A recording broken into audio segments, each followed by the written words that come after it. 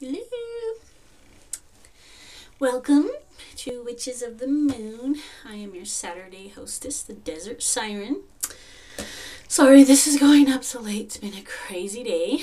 But as you already know, this week's topic is altars and their meanings, uses, different uses, shrines, the differences, and all that good stuff. And I also want real quick to thank Miss Tequila for covering me the last couple of Saturdays due to no internet. So, different types of altars. Well, for me, I have accumulated quite a bit in my home. I have a family altar, which that one has everybody currently that's living in the home. There's a picture of us, and then pictures of us individually, and little mementos of things that we do as an individual, but also as a family unit. And what I use that altar for is basically to keep us safe, protected. If any one of us is having a hard time, or things, are getting rough or whatever, I'll light an incense, light a candle, say a prayer, affirmation, whatever it is. I also have an ancestor altar, which with that one is all the ancestors, people who have passed. I have an Aztec god and goddess on it, and that's because as far as our heritage, we do have several different nationalities, but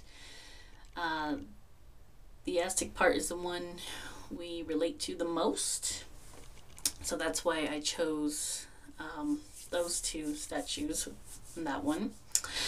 I also have Buddha and Kuan Yin altar slash shrine, because I really don't do spell work on shrines. It's just, for me, a shrine is a place of honor, where I would give offerings, where I would give thanks, prayers, if I'm struggling with anything, or need to even sit and meditate, I'll pick, one of the shrines to do it at instead of an altar. My working and sabbat altar is in my altar room, and I've had the question asked, what's a working altar? A working altar, to me, in my opinion, is where you do your spell work, where you do your rituals, even if you're going to craft, as far as if you're going to make a wand, or if you're going to make mojo bags, or and you want to get the good energy, the good vibration going, do it at your working altar. And also, like I said, it's a sabbat altar, because whenever the wheel turns, I will do a little setup for that particular, whether, Mabon, Imbolc, Beltane, whatever, and give honor on that day for that holiday. I also have, I'm trying to think of all the different, I have an Egyptian shrine. I have a corner altar, and it's 2 different shelves, and I will take you on a little mini tour to show you some of them, not all of them, but I'll show you some. One that pays tributes to the goddess herself, and I have several different types of goddesses on there, and then one with the god. I haven't connected so much with the god yet, so my god altar's kind of weak, but it's a work in progress for me. And the thing of it is, I also want to point out, especially not only for beginners, but just, if you're on a budget, whatever, you don't need all the fancy schmancy tools or statues, or it's very personal, in my opinion. you know, you have to go what feels right to you. I mean, it's kind of like if you're just decorating your home and you're putting certain knickknacks or stuff on your shelves, and you know, you arrange it like so, and you look at it and, you know, no, that I don't want that there. I want to change it like that's the same way with the altar. You know, it's just going to be your sacred space. You know, get things that mean something to you. You know, I suggest you have representations. You know, you have something that'll represent the goddess, something represent the god. You know, candle holder, burner, whatever you want to call it, incense holder. But it doesn't have to be, you know, I've gotten some people that say, well, I can't light candles. There's a little electronic tea lights that works perfectly fine. Other people, they tell me, you know, oh, I can't really afford candles. You know, it's great. Birthday candles. They, you know, it's the same thing. It's the same concept, and you don't have to sit there and watch them forever when you're doing spell work. I mean, birthday candles are wonderful spell candles. I mean, really, they're awesome. You know, a lot of people, they don't feel comfortable putting an actual pentacle on their altar. There's different things, you know, you can use a sand dollar.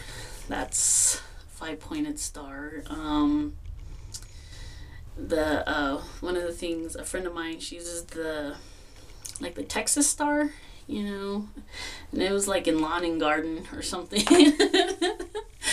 And, you know, it's like a perfect pentacle, you know, but everyone associates it with Texas, or, yeah. So, you know, you can use that. You can make a star with, what do you call it? Stones, gemstones, or even rocks. You know, you just put it at the points, you know, and only you are going to know that that's representing your pentacle. There's lots of ideas that you can do for your altar. Now, I've also had a lot of people very worried about placement and where things go. Now, you can Google this. There's all kinds of ideas depending on what kind of altar you want to do. But the typical one, and when I first started out, this is what I did, you know, because I was very, it has to be perfect or whatever. But from Silver Ravenwolf's Solitary Witch, she has a little grid that shows how an altar should be set up. Now, I went by this grid for, the first couple years or so. But as things go on, it's just you. It's what you want, what you feel, what's right. So I'll just show you real quick. She has a total of, geez, oh peas, how many things are on this altar? Plus the fact that you might not have a table big enough for all this stuff, which is my issue a lot of the times. There's 13 items on here. She has a statue, illuminator candles, incense, wand, a fire candle, cake, sword, anointing oils, water bowl, salt cup, your book of shadows, illuminator candle, and a chalice. So here you can see, there's a little besom on the side there. Do you see it? So, you know, if you want to be by the book, there you go. This is from a book. It's not necessary, but, you know, for those of you who are curious, and, you know, and she explains the placement, why everything is there, and what it's for, and why you put it in that corner or in the middle or whatever. But it's really, it's what's in you, you know. My sabbat altar is outside because I believe, you know, for full moon rituals, dark moon rituals, I need to be outside. That's just a personal preference. And it's very plain. It's a it's a tree stump with a rock on top. You know, it's about, well, you guys can't see me, maybe about 1 or 2 feet long and a foot width, and that's it. That's all that's on that altar. You know, it's outside, and I love it. It's one of my favorite ones. But right now I'm going to show you this one. Here is the one in my altar room. This is my working altar and also my seasonal altar. I have cleared it off after in bulk. I did a couple of spells and whatnot. And now I'm actually in, this isn't going to be really a spell, but it's going to kind of be putting the energy out there. My family is going through a lot of changes as individuals, and you know, it has our house kind of uneasy. So I'm going to be doing a little, you know, prayer, meditation, guidance type thing to make the energies calm down, along with house cleansing and blessing and all that stuff. But I just want to show you how I have it set up so you get an idea. And then I'll take you on a little house tour. So, okay. Woo, sorry. Alright, so this is my altar. This is in the altar room. You know, what I got going on is, this is my working candle. To me, it represents, you know, me, my power and whatnot. I'm actually going to light it. I haven't wanted to because I just love how it looks. But, and here is the bird nest, which represents our home.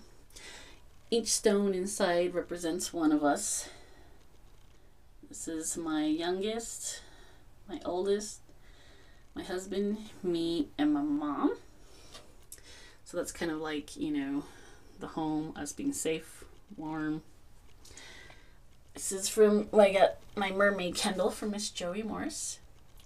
This seashell filled with all these happy goodies is my representation of the elements. You have earth, air, fire, water, all in one together there. Here's like the guardian, like I like to say, to keep away ickies. I also have a guardian hidden. You see her in there? She's always somewhere on my altar. She guards my altar. I have an amethyst bowl. I have some protection powder in here. I have my little star-shaped candles here, and each one has an oil from Joey Morris. Creation and destruction. Because I'm trying to create peace, you know, trying to get rid of all the antsiness in the home. So I'm trying to destroy all the ickiness, but creating something nice and warm. And I have my totems here. My bear totem, my pentacle, and I have my representation of the goddess and the god. Let's see. That's how I have that one set up. Now I'm going to try to get my happy butt up here. And I'm going to take you for a little tour. Sorry about that. Just to show you a few other altars I have in my home. This one here is, it's a little dark, but this is my Morgan altar. I have a prayer back there, picture, some crow feathers, candle holder. That fossil represents Mother Main Crone. I have some stones, oil burner, cauldron, raven, candle, more stones and fossils. Try to use the color red for her. So that's how I have that one set up. I sit here. I sit on this pillow. I read this book. And I kind of just meditate and try to connect with her. That's what I use this altar for. This here is also a love altar. Whenever you know, I feel a little disconnected with the hubs or whatever. This is our little love altar. And I'll show you two more because this video is already getting too long. This is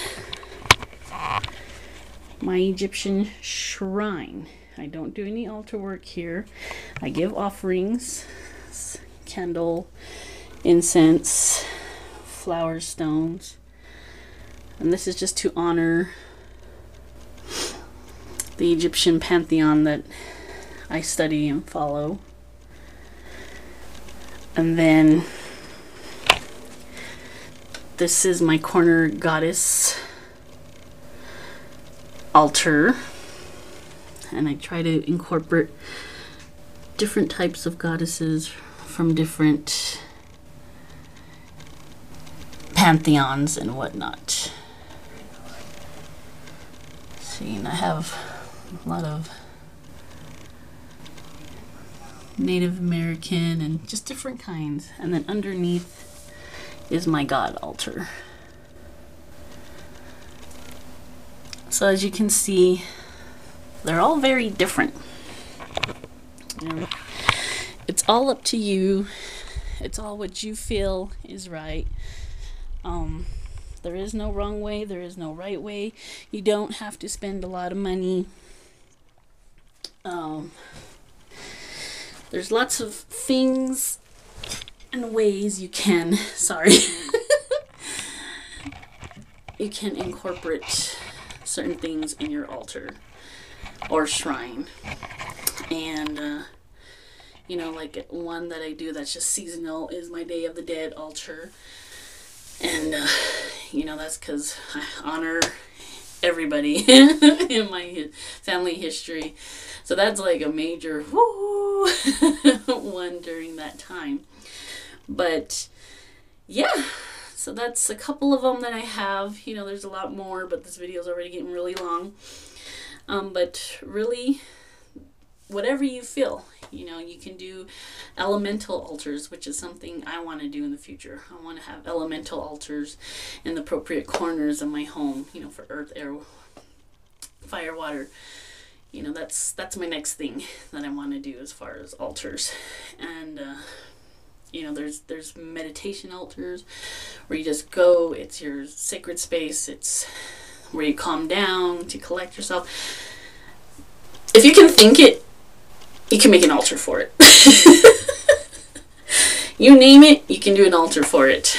And it's all with feeling, it's all what you want to do. It doesn't have to be glamorous, it doesn't have to be full of expensive things.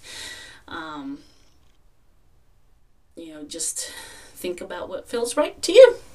And if you have any questions, you can either buzz me on my personal channel or on here, and I will try my hardest to answer any of them for you. But thank you for watching. Sorry this took so long. Many blessings, and come back next Saturday. Come back every day. We're all awesome here. Bye, guys.